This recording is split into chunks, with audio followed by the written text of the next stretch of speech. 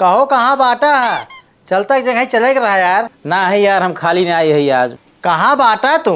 अरे घर आई यही यार। काव करा था है? कटहर फोड़ता है यार, और क्या करता। अपन काम रहा था, गजब मीठ मीठ बोला था। आज हमार काम लगा बाटा ही है, कहा था कटहल फोड़ रहा था ही है। रुका हम तोरे घरे भाई आवत ही है, देखा थे क्या कर रहा था तो सुनता हूँ। कब गई हो? अरे ललन को लगा फोन लगाया, जानता हूँ मैं तहसील जाएगा रहा, कुछ काम रहा है तो जानकार मनाई रहे, हम सोचे उनका लिया जाए। फोन लगावत ही, कहा था हम कटहल फोड़त है, बतावा।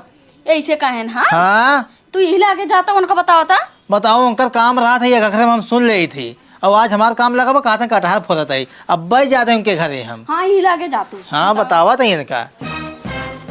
ई जवन एक इतना कड़ा कटहर बा, यही बार बार सब फोन कई के हमारा आकाश कराई ने, उसने का नहीं कब फूटे दुद्दू कटहर फोड़े बा आज।